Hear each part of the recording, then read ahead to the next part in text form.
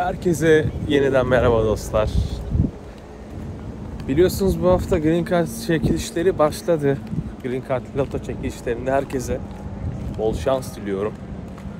55.000 kişinin seçildiği bu Green Card Lotosu'nda insanların hangi umutlarla başvurduğunu çok iyi biliyorum. O yüzden bu videoyu çekmek istedim.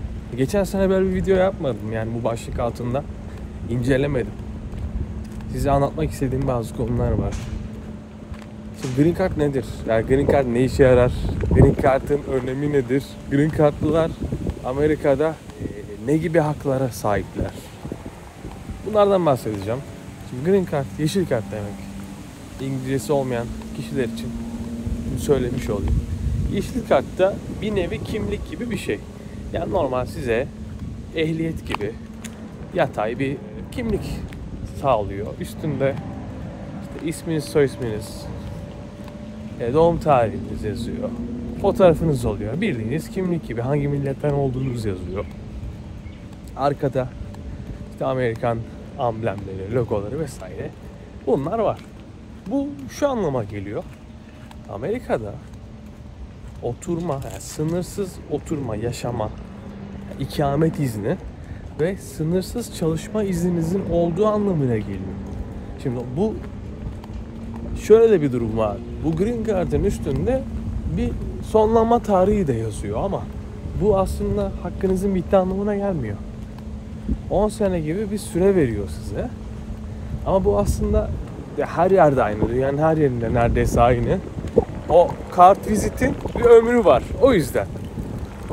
Kart vizitin bir ömrü oluyor. Haberiniz olsun.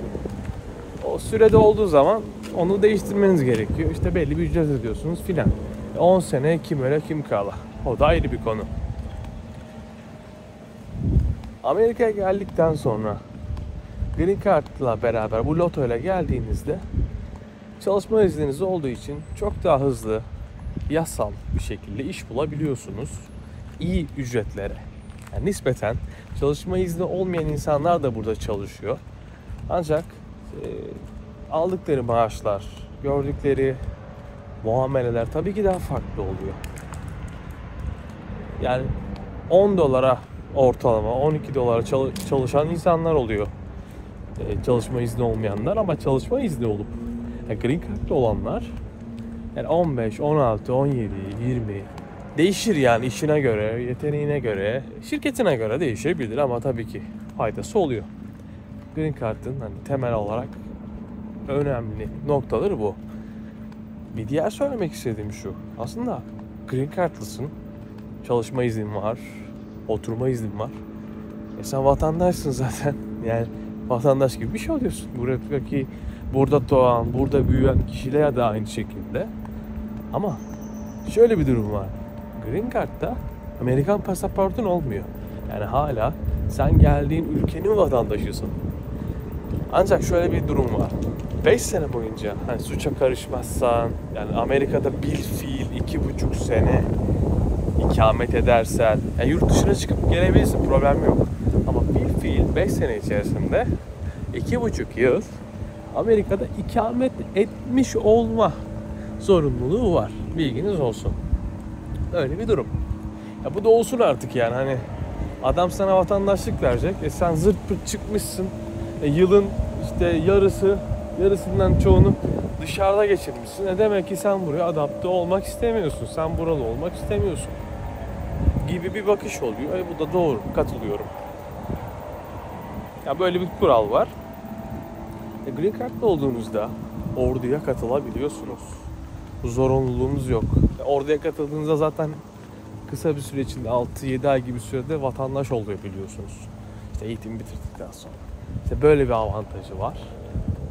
O ayrı bir konu. Hani bu konuda böyle çok bilgim yok.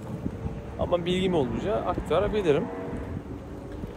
Green Card'da olduğunuz zaman devlet yardımlarından faydalanabiliyorsunuz. Misal veriyorum. İşte ben onu yakalayamadım. Böyle birkaç ay daha erken gelsem yakalayacaktım. Ama imkanım yoktu. İşte mülakata o zaman girmiştim. Korona zamanında biliyorsunuz bayağı yardım yapıldı Amerikan hükümeti tarafından. Green Card'lılar bayağı bir yardım aldı. Yani $1000 üstünde yardımlar aldılar. Karı koca ise daha fazla. İşte bu ve bunun gibi devletin yapmış olduğu hakları elde edebiliyorsunuz. Çünkü niye? Burada hani ikametiniz var. İkamet haklarınız var. Amerika'dasınız. Yani aslında siz buranın vatandaşısınız ama sadece pasaportunuz yok. Pasaportunuz olduğu zaman zaten Amerikan vatandaşı oluyorsunuz. Aynı zamanda Türk vatandaşlığı hakkınızı da koruyorsunuz. Çünkü hani bir vatandaşlıktan atılma veya vatandaşlıktan çıkma gibi bir şey söz konusu olmuyor. Bu da bir önem arz ediyor. Green Card'da olduğunuz zaman vatandaş değilseniz henüz yurt dışına çıktığınızda Green Card'ınızı gösterdiğinizde farklı bir muamele görüyorsunuz. Daha iyi karşılanıyorsunuz sınırlarda. Bunu bilmenizi isterim. Hatta yurt dışından Amerika'ya girerken Green Card'ınızı gösterdiğinizde dahi hiçbir sorun yaşamadan ülkeye alınıyorsunuz. Yani o psikolojik şeyi hissedebilirsiniz üstünüzde, rahatlığı hissedebilirsiniz. Umarım Green Card'ınız olunca da bunu yaşarsınız, deneyimlersiniz. Bunun dışında söylemek istediğim şöyle bir şey var. Yani Green Card'da olmak için burada insanlar 5 sene, 10 sene, bazen daha fazla uğraşan kişiler olabiliyor. Maalesef böyle bir çetrefilli bir süreç aslında. Evlilik yoluyla Green Card alınabiliyor, lotoyla Green Card alınabiliyor. Şirket sponsorluğu üstünden alınıyor. İlticayla alınıyor Green Card. Özel yetenek vizeleri var. Bunun bu şekilde alınanlar var. İşte devlet yetkililerine alınıyor vesaire. Hani böyle bildiğim kadarıyla kabataslak söylüyorum. Hatam olabilir. Tabii bunlar araştırılacak konular. Yani vize danışmanı dahi olsanız. Bunların hepsinin bir mevzuat var. Güncelleniyor her sene. Ama kabataslak malumat olsun diye bunu size söylemiş olayım. İşte böyle bir şey. Green Card'ın mahiyeti. Arkadaşlar video bu kadar. Çok uzatmak istemiyorum. Kendinize iyi bakın. Bol şans dilerim size. Sorularınız olursa yazabilirsiniz. Amerika'ya geldiğinizde mutlaka gelmeden önce iletişime geçebiliriz. Danışabilirsiniz bana. Hala Amazon'da olursam Amazon'a girmek isteyenlere yardımcı olabilirim. Referans olabilirim. Kendinize iyi bakın dostlar. Bay bay.